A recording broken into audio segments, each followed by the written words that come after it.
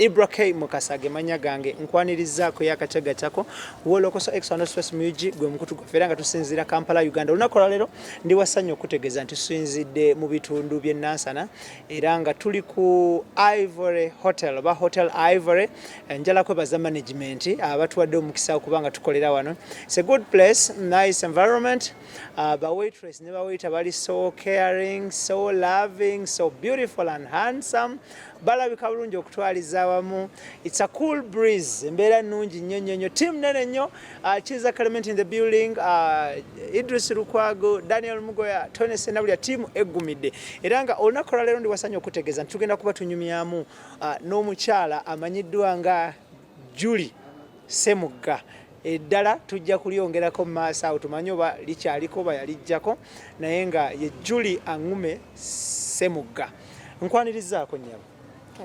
Obulamu bulungi. Soko buze kuba tulaba. Manya Julie Angume, Mama Daniela Semugga. Mama Daniela. Abaana bali batya? Abaana balungi. Omwaka guno baguwedde we nalaba amawulire nga mutabani wo ayise bulungi P7. Was last year? Yeah, last year. Ali mu kibiina ki kati? Ali mu senior 1 kati. Asomera wa? Asomera 90. Asomera wa? Omwana asomera wa? Oba olina b'omutiisa? Asomera b'omutiisa. Asomera wa?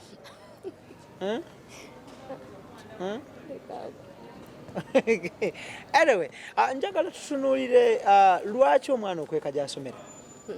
Sikweseeyo. Asomera ku ssomero ki? Oli David. Okay, wasembayidde muwuliza? Ndi naye. Oli naye mu holiday muno. How is he doing? Akola bulungi nnyo. Okay, then Daniel ali mu kyakumeka? Daniel ali mu P3. Ali atya ye? Mulungi naye talina buzibu. Very good. Gwe oli otya? Nange ndi fine. Oli fine. Yeah. How do you define the term fine? Omuntu okuba bulungi gwe kidefining okitegeera otya? Gwe olaba otya? Nkulaba oli musanyufu. But Omuganda agamba nti tufaananya mibiri. Emyoyo tetugifaananya. Osobola okuba omusanyufu kungulu nga munda maziga, osobola okuba omusanyufu kungulu, osobola okuba nga oli munakuwavu kungulu naye nga munda olina essanyu, oli mu birungi byereere. So seera kikwekanze. Era bwe mba musanyufu ndaba bw'oti n'otunaga Julie ali fine. What has kept you moving? Oli musanyufu, toli mweraliikirivu. What has kept you moving? Ndowooza ngambe Katonda. Bwesiga Katonda buli kimu kitambula bulungi. Bwe mbadde nkulembeza mu buli kimu. Okay. First. So oli mukyala musabi. Osabira wa? Pastor Bugembe. Naye nga ffe tujjayo tetukulabe wa Bugembe. Nje nsula awo mu mpolampola n'ensirikira eyo. Okay. Wasembayo ddi okusabibwa Pastor Bugembe? Last week but one. So eno Sunday wedde tewasabiddeyo. Yakusanze wa Sunday wedde? Sunday nabadde nina gye ndi eyo walako mu mikolo. Njagala tutandike n'ebifaananyi ebyafuluma ku social media nti ofumbiddwa eddya eddala. Ekituufu ki?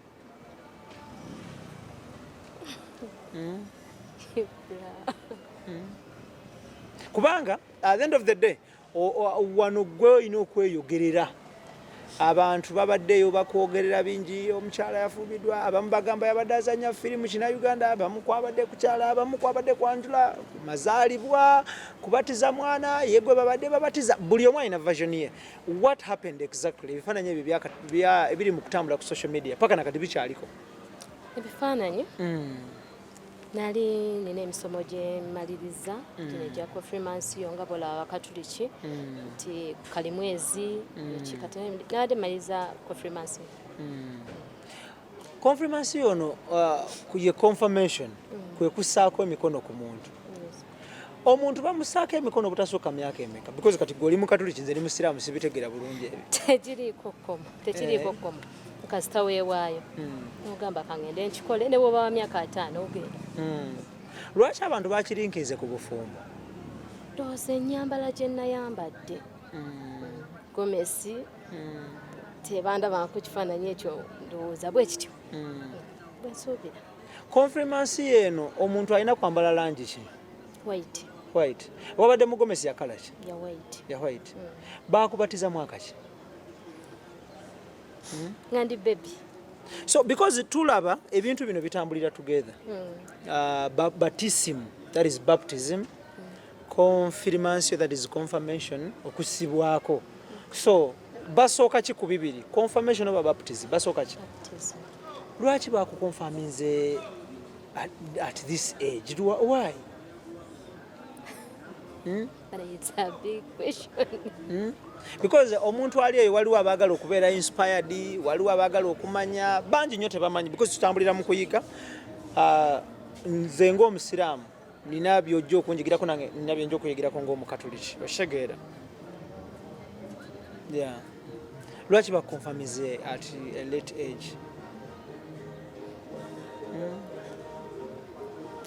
nakyuse nenzira mu ddiini ya ambadde mukazi mukatuliki nenzira mu ddiini y'abakristaayo that is very good so bitambula bitya kati mu bukristaayo bulungi nnyo omulungi atulaba tuli ne Julie Ssemugga Angume era nga tutunuulira obulamu bwe n'ebintu byakola n'ebintu ebigwa mu kkowa eryo era nga olunaku olwaleero she's here to answer all your questions abantu bano tubaleeta abatutumufu okusobola okuba nga baddamu ebibuuzo byammwe because at the end of the day babeera eyo ng'abantu baboogerera kino nekiri so tumuleesa olunaku olwaleero addemu ebibuuzo byaffe Julie briefly omuntu bw'abuuza nti Julie Ssemugga y'ani okiddamu otya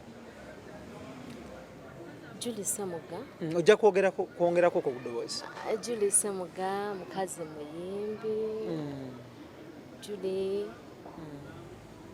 mwana nzalwa y'ekiboga ndi mukazi muganda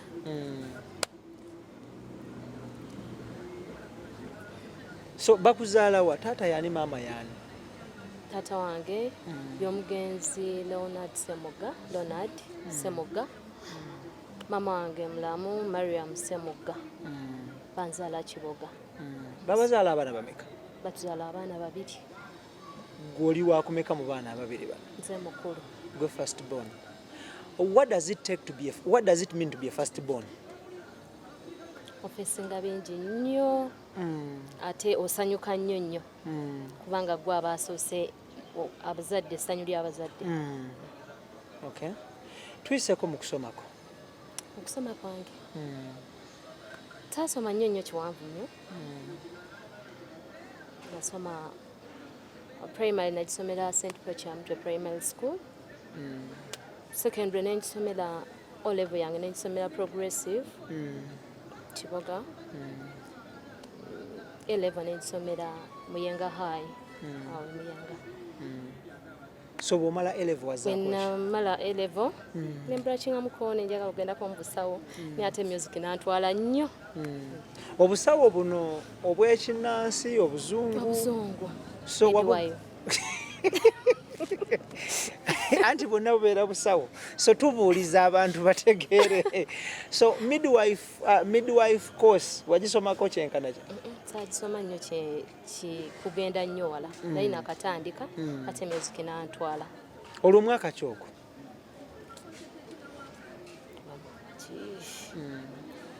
2007 so notandika okuyimba otandikira mu kibiina ki natandikira mu Diamonds Production ey'omukulu Katolu Bwama natandikira so waliwo kulanga nti bayita abantu waliwo kyo bagwe bakuyita buyisi special case Diamond yali yakoze ekiboga nali mu vaaka ya senior 6 oli waka kiboga nengendayo kombalabeko nasanga omuvubuka awo ne mugamba njagala kuyingira mu kuyimba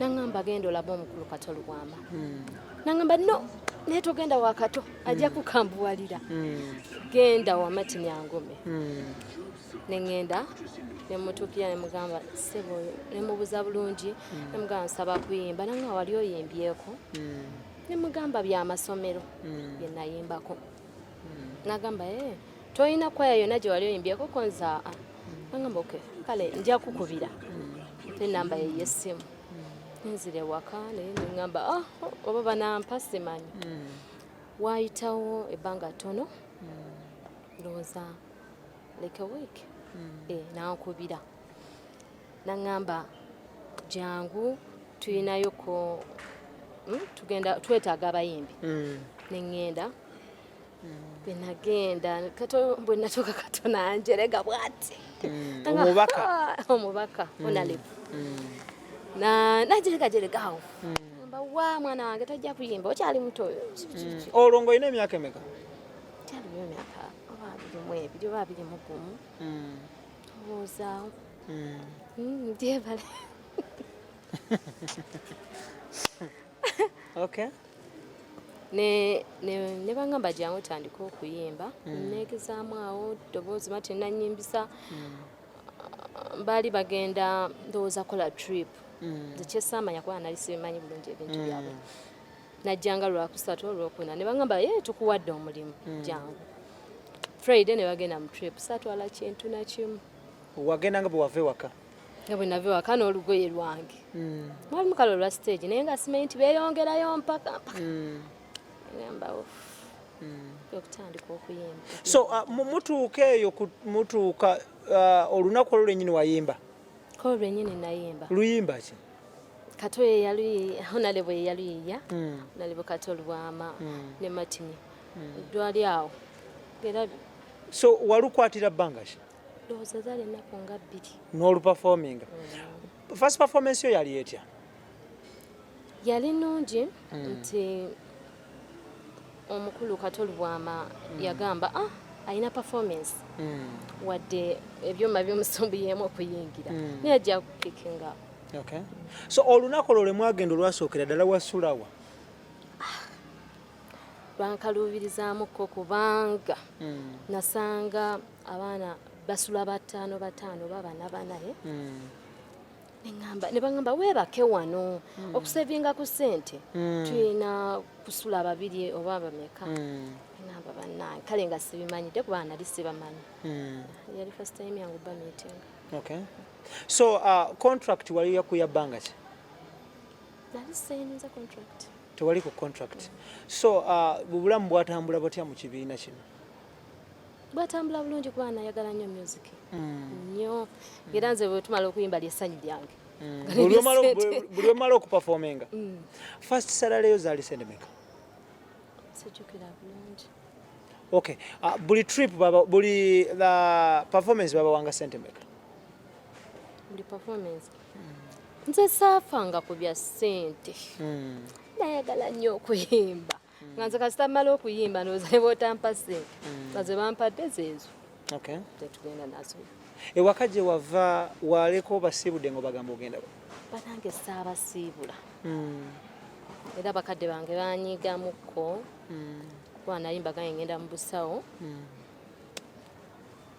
naye saabugendamu naye nga nkukato kyabaŋŋamba honalevo kyeyali aŋŋamba kimu kyakusoma era ekintu eyo sisobola kimwerabira mu bwongo bwange kati ngenda olaba ate nga ye afuuse omubaka ninga musajja yalina ebitabo bye nga ffe twemalamu nnyo n'okuyimba naye yambuganga olweggulo ne banzizaayo mu trip thank you omulungi atulaba tulina Julie Semugga Angume tutunuulira obulamu bwe music we n'ebintu ebigwa mu kkoode okyali muyimbi yes oyimbira mu kibiina kikati sina kyemba kibiina ani manager wo sina manager nze manager so kati okwasaganya otyo kubanga gwe muyimbi gwe manager oli maama oli taata how do you handle byose byangu kyobula ndowooza sifulumiza nnyimba kumukumu nti oba ndeeta oba nkole ntya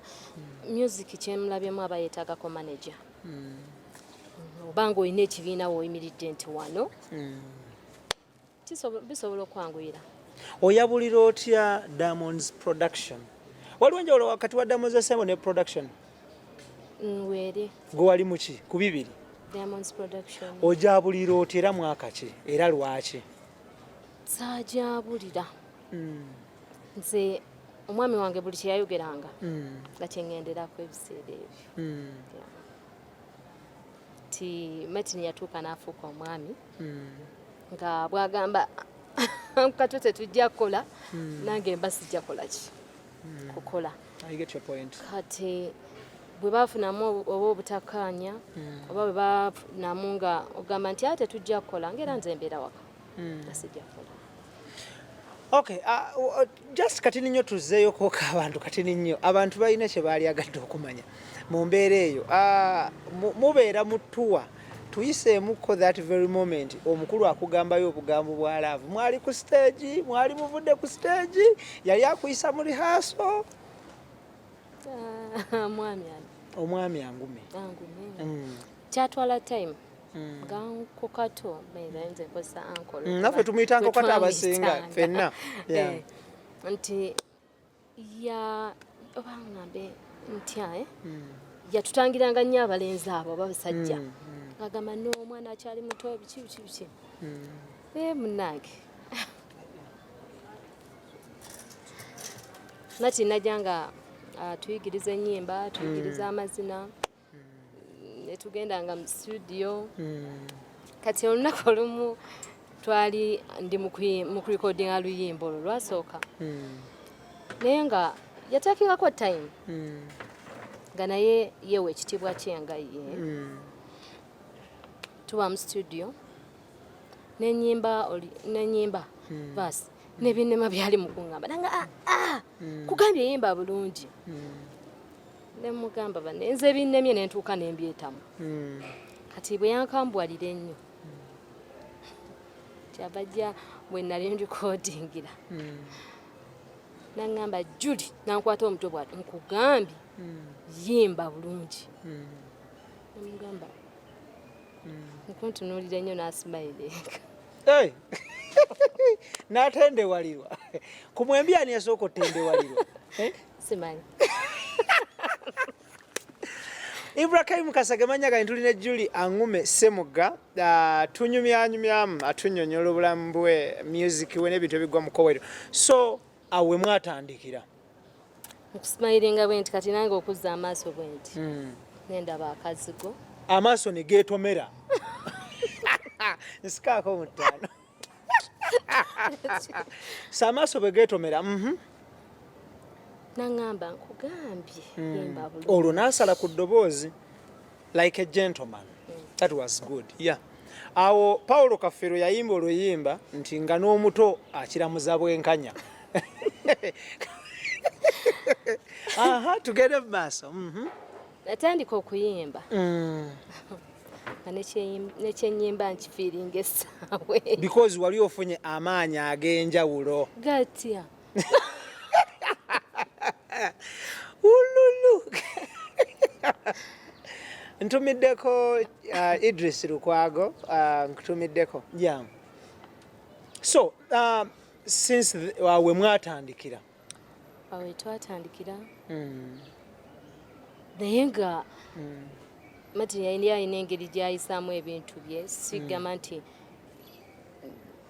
okuva awo nti kimu oba nekitambula be kikimu natandika okugamba nti oba yangulira ebintu kunzizaayo waka natandika okunzizaayo kugamba okunjawula mu balala nti ono yandifuuka mukazi wange awo twatandikira obulamu era nze nga manyi tufuna nnyo obuzibu naddala abaana abawala mu mirimu egyo mu mirimu n'otuuka ono nakwana oli nakwana saakifunako kasita bamutegeera nti yeye so agenda okuganza nga ye si mufumbo yayinayo omukyala gwe ku kyalo ewaka ekiboga n'emuyenga gye wasomera tewayinaayo mulenzi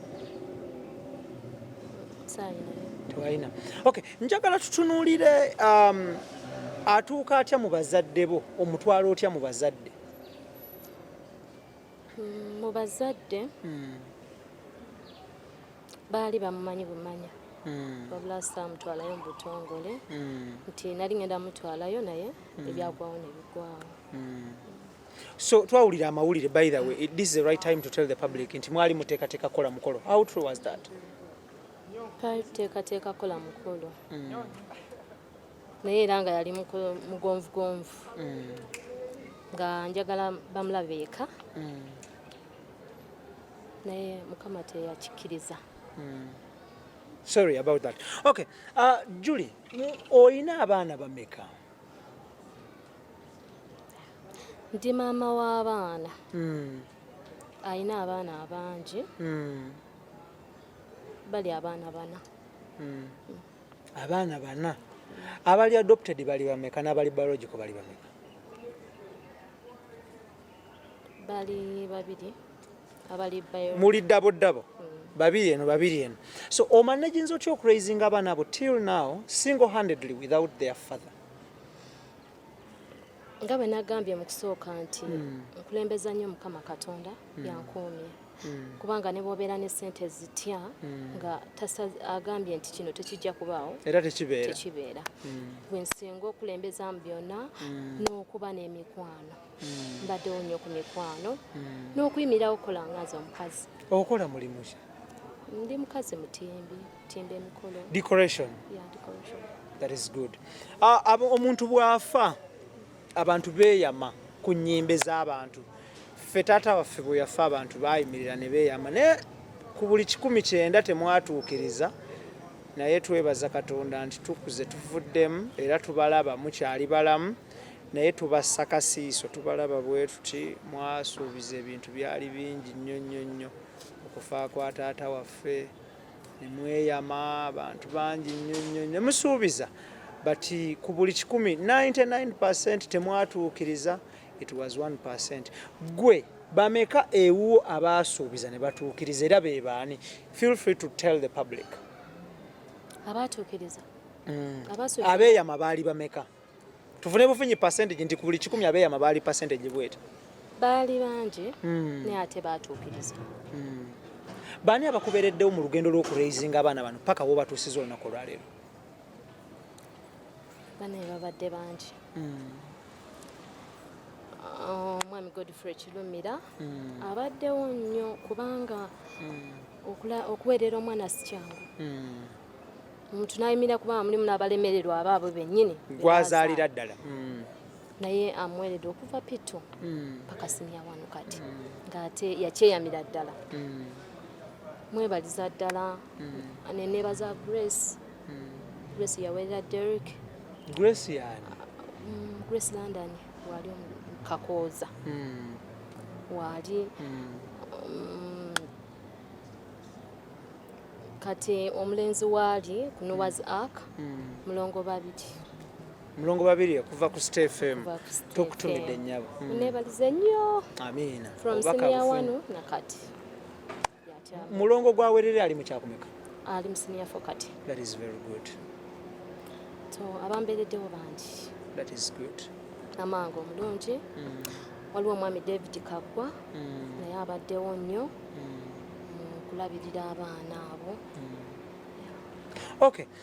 Amawulire gafuluma wayiseewo emyaka giwerera ddala nti amazzi gakulukuta ne gagenda mu ntaana y'omugenzi. How true is that or how true was that? Wabiwulirako byo byenjogera? Nabiwulirako. Wabiwulirako? So ekituufu kiri ki? Naye obyafulumira ebyo entaana twali tumaze ogikola. Era ne neewuunya nnyo ne ŋŋamba naye newa abantu boogera oli okutambuza. Gwaga amawulire gakusangawo? Tansangayo wange kuba nafuna n'amasimu mangi naye nga twagikoze neterera bulungi nnyo. Okay, njala tutunuulire olunaku olwaleero abantu ebweru eyo beebuuza ani mwami wo ye enteekateeka z'omwami zituuseewa. Are you married? Of late, now. Oli mufumbo? Ndi mufumbo se. Oli mufumbo. Okay, ow'embaga, ow'ekyama, owawaddiisi, ow'okukyala, ow'akawundo kakubye eddirisa? Sijagamba nti ndi mufumbo. Nafunye omwana. Kyajjuuzi jjo ly'abalamu wano? So how does it feel? Mulaavu empya gy'oli mukitambula kitya? Nange kisufu yibula. Wanje? Nsikaako mu ttaano. Owa ekisufu nnyo.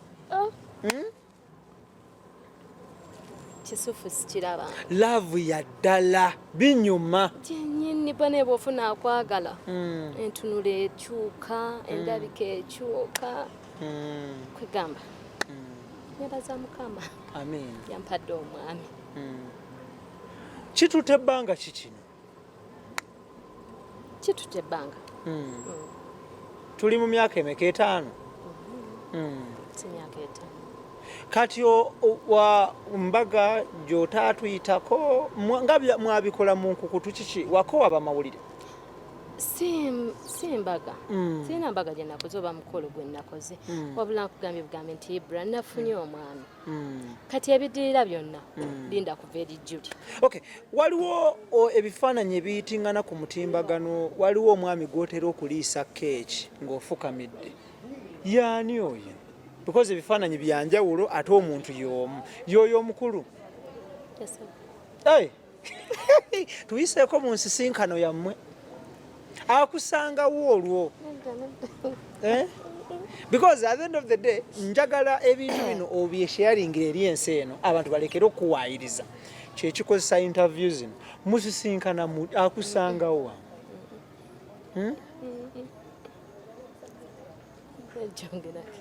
Togenda kyogerako gye mwasisinkana. So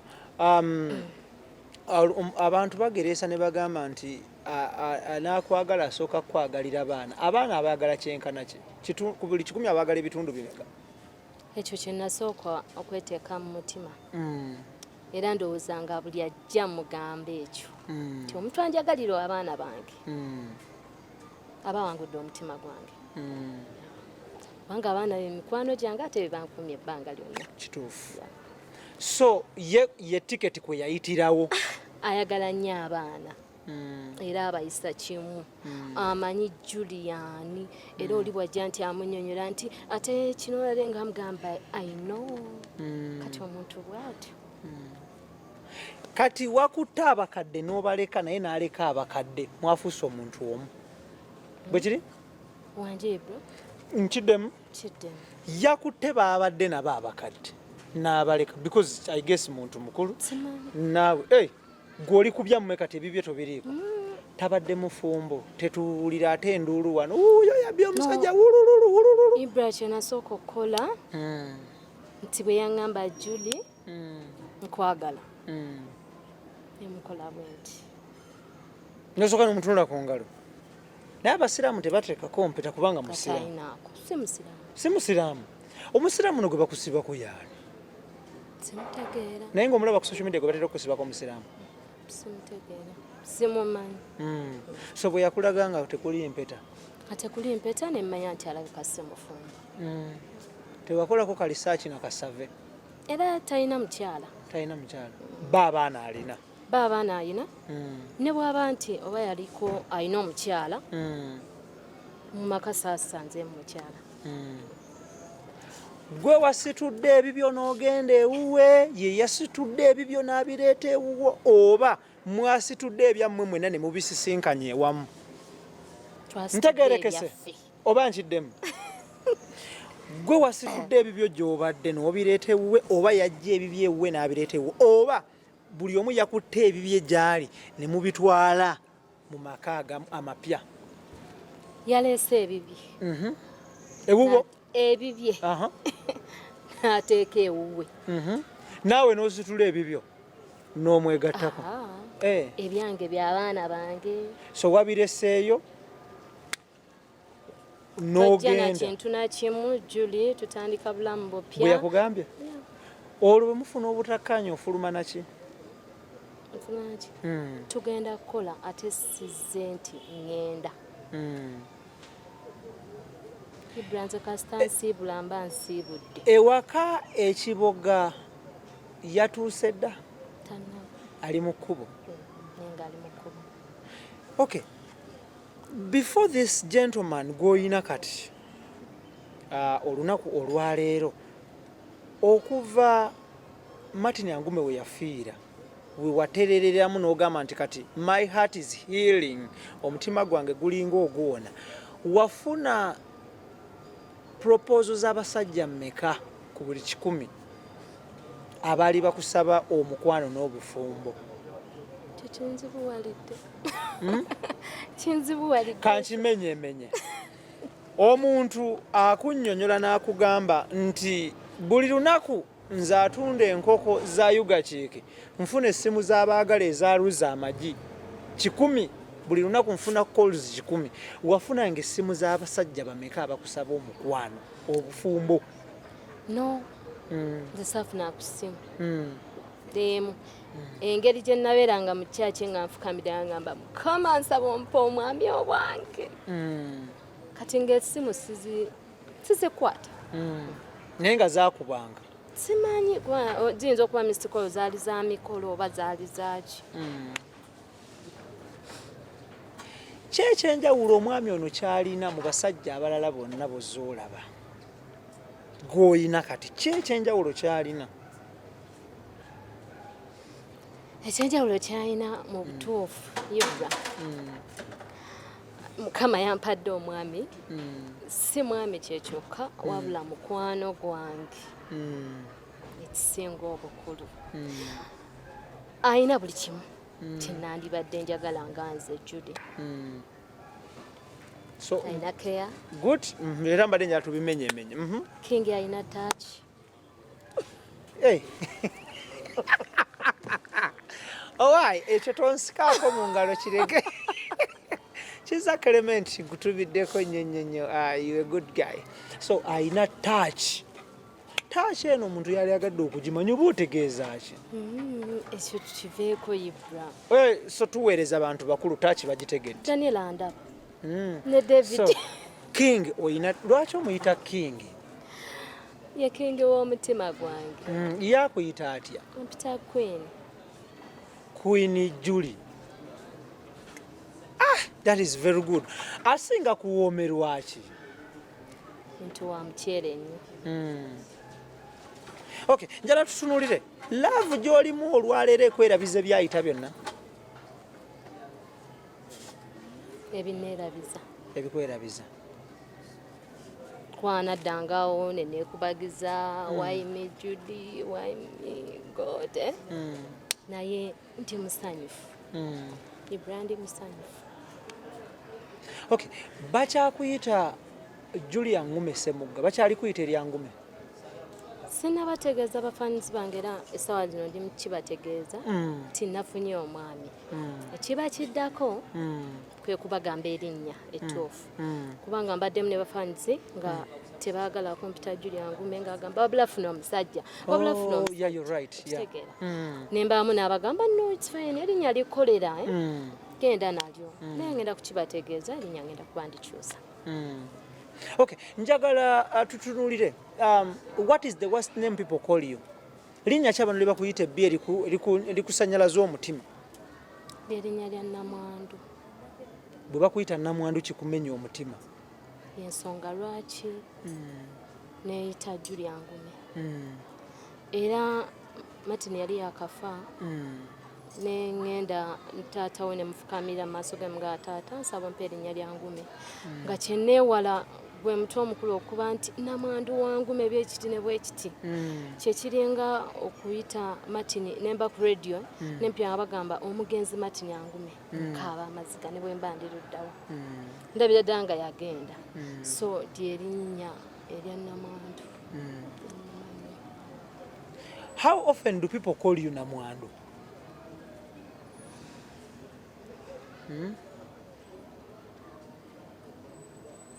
Waliwo abakikuyita kyo? Waliwo abakikozesa. IBRAH Kasage manya gange tuli ne Julie Ssemugga tutunulira obulamu bwe. Some good news from her nti yafunye omusajja. Abasajja ababaddeeyo nga mubaliddeko nnyo tebakubalirako. Yafunye omusajja naye ompadde eggulire eddungi. Eri omusajja because abantu babadde ebweru eyo nga bagereesa kino kiri. So bafaani bo bano banjulira ddi omusajja? Baklayant bo ab'emikolo bafaani bo boyimbira obanjulira ddi omusajja? Soon. Soon is tomorrow, soon is next year, soon is the other year, soon is 2040. Nja kuba mbategeeza abalungi abankumye ebbanga lyonna era nga n'abamanja omwami mikwano nafunye abantu babadde bakubanja omwami nnyo olwo bakusanga bakugamba bati Julie twagala musajja n'obaddamu otya kati omusajja namufunye bannange naye omanyi nti abasajja abalina laavu gye bali n'ebyaddala kubanga nze nkulaba obulamu bwo nenfaananayo ebyaddala oli mulaavu okitegeera mweyimbira buyimba ki mu biseera byammwe eby'eddembe nga si bubwo bungi bwe muwaana kubanga mbula n'erinnya lye muyita kati bwe muyita kengi bwe muyita hani bwe muyita heartbeat thank you tulina obuyimba obuvuga ennaku zino banyo tulina kasirwana okamuweereza sirwana akashiba ne kalo nantongo nange nze sigola kagenderako tulina kagutujja bitusi ne rema gwo butujja kusiba wanji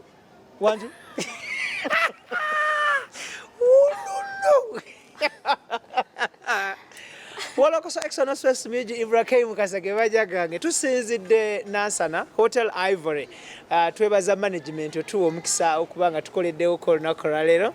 It's a good management, everyone is welcoming, everyone is good management ya Ivory. Thank you so much. Embeera nnungi nnyo.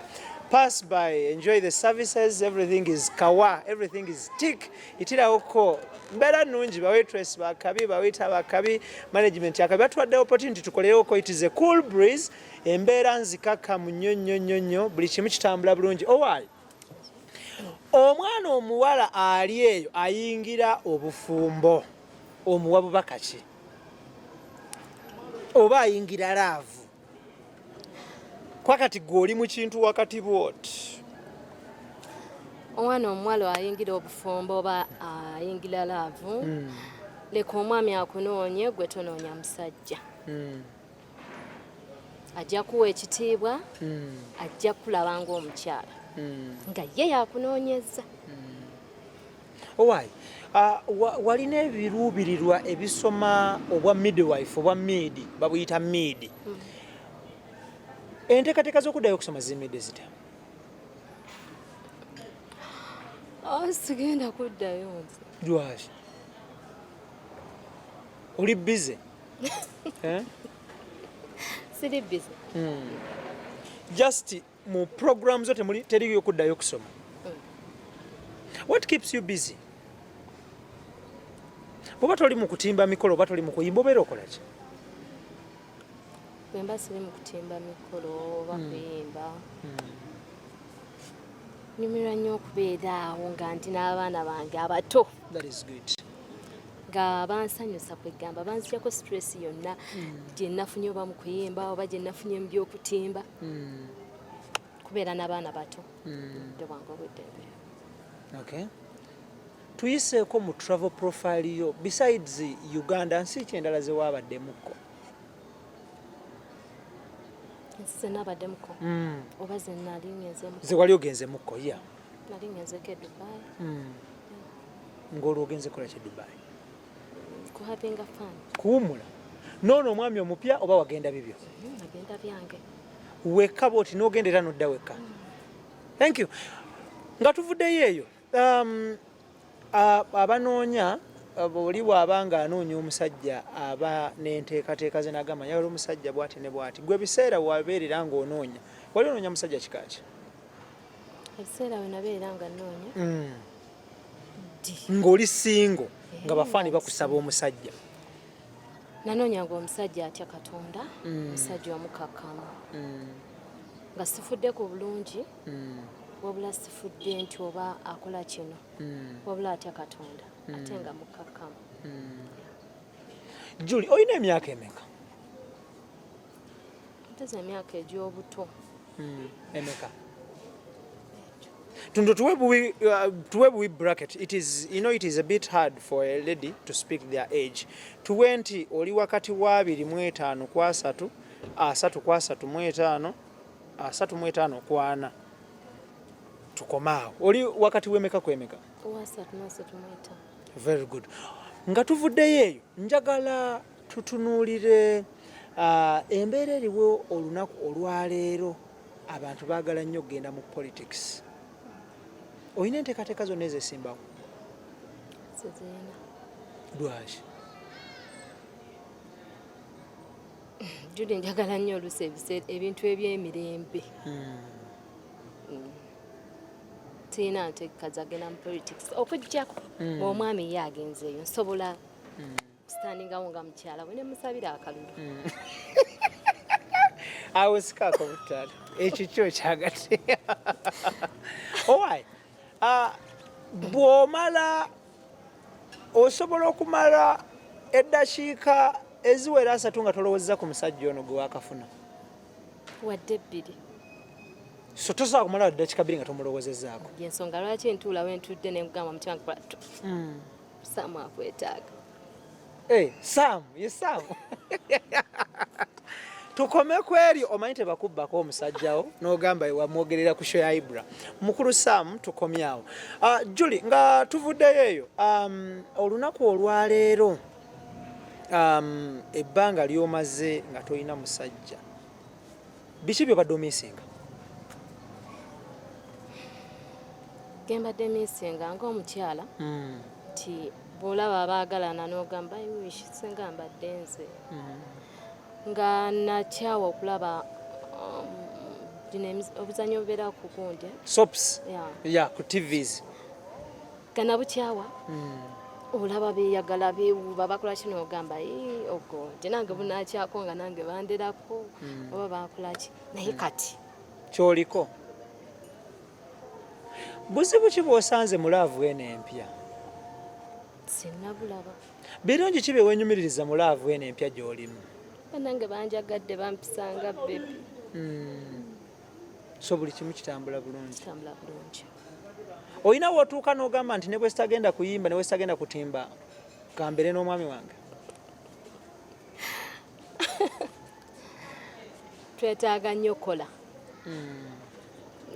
Bw'oyiga okubalansinga ebintu obulamu butambula y'ensonga lwaki saasigala mu maziga mangi nti abaana singa nagamba omwami avuddewo nga bwe mbaddeko time yonna nga sina kyenkola osanga twandibadde mu mbeera mbi. Time y'omwami ebaawo ate neyokola ebaawo okukola okutwala nga ekintu ekikulu kubanga naye aba ayagala muntu mukozi.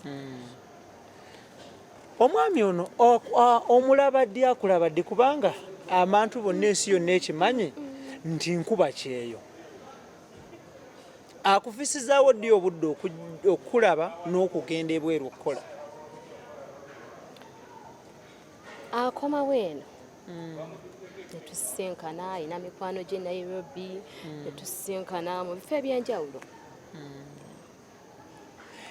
Ku sayidi y'omusajja omwami wo taata w'abaana bo Martin, amawulire gano baagafunye dda nti wafunye omusajja?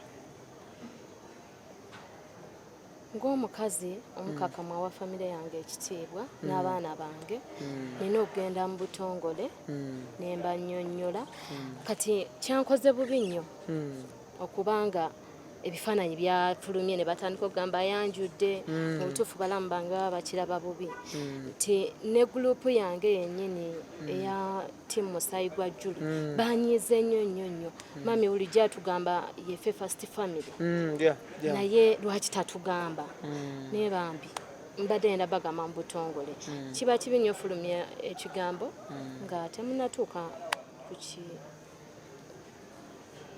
sayidi ya balamu bo basenga b'abaana bo kuliko yakubiddeko essimu ku mbeera ne badeyitingana naye ku social media nti wafunye omusajja biki wayanjudde biki? Zaliwe yankubiddeko omulamu wange kuba mukwano gwange neŋŋamula kino kikyenda babituufu koggwe namugamba mulamu nzija wamma sibimanyi naye nga nina omugamba obutongole.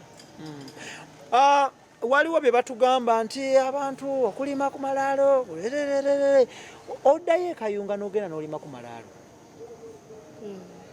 buli luvannyuma lwa bbanga ki na bbanga ki?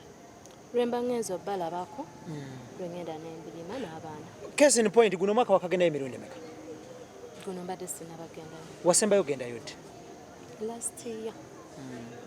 okutwaliza wamu nga famire ekayunga eri etya bali batya famire balungi nnyo ekibadde olusi kiŋŋaana okugendayo kati nga buli bwogendayo flashbacks memories nga zijja n'obeera omwezi mulamba ne gufiiraawo gwonna ng'oli mu kulowooza ekyo kubanga wagenzeeyo kati kinasitopingamu omwaka oguwedde ne ngamba no sijja genda abaana bajja gendanga kuba naba bagize omukulu ono omupya anaakuganya okuddayo kugenda ku malaalo eyo okukyalira abantu beeyo anaakuganya okukyalira abantu beeyo tabayinaako buzibu kubanga amanyi ayagala mukyala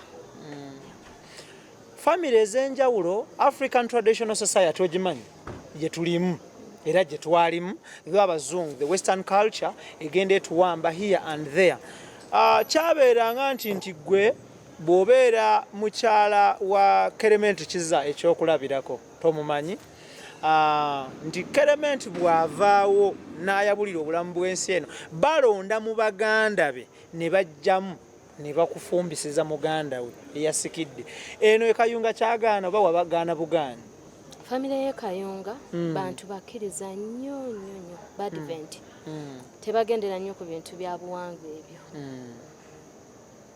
so tewaaliwo gwe bakutaddemu nti wuuno abekubaawo negaa nti bakutaddemu ono tekyaliwo ekyo in case singa kyali kibaddewo how would you go about it era nandibagambye nno nali njagala Martin saayagala kika kyonna Ibrahim Kasage manya gange Wolokoso external stress muyuji tuline Julie Semuga muzadde mama business woman at the same time muyimbi atenga owayo kambuze oweze nyimba mmeka wonna omugatte kati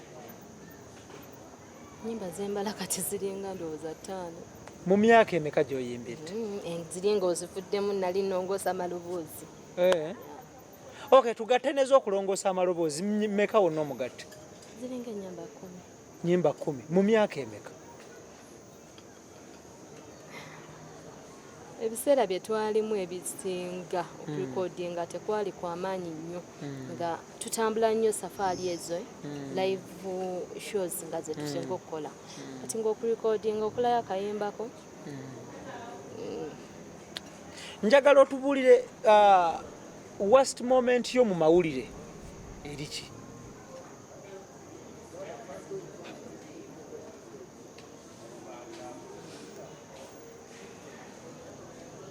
worst moment in the media, TV, radio or print?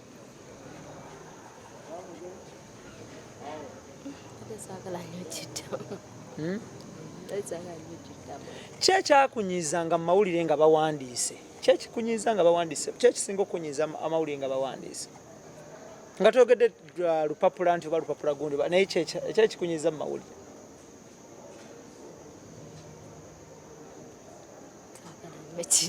nakyo togenda kyogera nnyo kunyiga best moment yo mu mawulire no kale kanjigambe lunaku lwe bampandiikako nti mbu Julie yakafiirwa abasajja 4 bw'ovudde ku Martin ku myaka gye nalimu kyampisa bubi nnyo nti ne bajja nga bakitambuliza ddala mama wange n'agamba yiyi nga ne taata w'omwana wange gwe nasooka okufuna nga gyali mulamu ate nga ne Martin yali amumanyi era bwe yankubira essimu n'aŋŋamba Julie ate bino biki byempulira naye nga ye muntu gwe nasooka naye Martin yajja luvannyuma so that is your worst moment in mawulire ate best moment in mawulire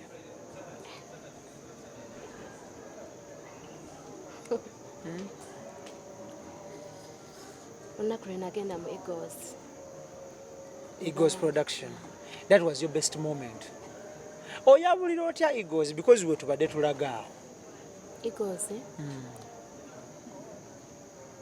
bafunamu ndowooza obuzibuzibu nga bo ba directors ne wabira bandowooza ekibiina nekisatulukuka buli omu n'akwata ekkubo lye n'agenda abagenda because twalina New Eagles ne Golden Band abagenda mu Golden bagenda abagenda mu mu the new Eagles bagenda. Lwaki ku bibiri tewalondako kyewalagamu? Sina kye nasalawo ngazi. Nagamba no kambeere bwomu mu music. Okay. Thank you. Nga tuwunzika tuwunzika interview yaffe eno. Waliwo ekibuuzo kiri fane naye ng'ate abantu babeereyo ne bawaayiriza. Julie wakafumbirwa amali ameka? Limu. Ekadde lino oba eryasooka? Eryasooka twali baana bato. Seryo siddya. Ate ne wamatini lye babalangedde ndowooza. Lyeryo. So wakafumbirwa kubanga edya ate limu? saamutwala mu bakadde. So wakafumbirwa edya limu? Kino kyolimu bakiyita ki? Kyewayingidde kati ekipya? Eryo ngenda diyita ddya nga antaddeko empeta. Thank you so much. IBRAH Mukasage manya gange njala kwebaza abadde batugoberera all along yonna gye tuvudde paka we tutuuse essaawa eno tutuuse ku nkomerero ya interview yaffe. Any last words to the fans out there ne bannayuganda okutwaliza awamu? Bannayuganda mwenna abawagizi ba Julie Angume banange nzize maaso gammwe bategeeza nti buli kiso abadayagala Julie ng'amwagaliza ebirungi mbagamba nti nafunye omwami mukama w'amaanyi ate nga nzikiriza ajja kuba mwami mulungi tajja kutyobola linnya lya Julie tajja kola kibi kintyobola nga nzi mbasaba mweyongera okumpagira Julie nti bwe mba nfunye omwami tekigenda gamba nti nsulewo abaana bange oba bafanzi ntandika okwekolakola ebintu. Buli musajja ajja nankuba ye, buli omu ajja na style ye. Ono ye wamusuubiza abaana bameka? Ngenda sooka muzaalira abaana bana omulundi gumu. Tubadde tuli n'omukyala Julie Angume Semuga era nga byonna bye mbadde mwebuuza okumanya leero abizzeemu. Wolokoso extra Northwest Muji IBRAH Mukasage manyaga njala kwebaza mwenna abatugoberera across the whole world. Thank you so much. Era nga timu gyenkoze nayo olunaku lwaleero Kiza Clement lajja upon yourself, Idris Lukwago lajja upon yourself, Tone Sanabulya Mugoya Daniel lajja upon yourself, n'abatugoberera mwenna across the whole world. About streamingirako ku platforms ez'enjawulo kuli Trending Showbiz lajja upon yourself, Hassan lajja upon yourself, then omukulu amanyiddwa nga Bossa lajja upon yourself, Rita Love Kagwa big up on yourself, Segirinya Muhammadi big up on yourself, then n'abalala bangi nnyo mwebale nnyo omulimu gwe mukola gwa ten. Tuli powered by Welly Travel abasangibwa ku Laudel Towers wali okuliraana Public Service Commission ewandegea batwala abantu okola hijja ne umrah Mecca ne Medina. Gendayo beekwate kintu buli kimu kitambule bulungi kugamba nti Welly Travel changing lives. Mubere bulungi mweraba tukwatagane omulundi oguddako. IBRAH Mukasage manya gange I sign out.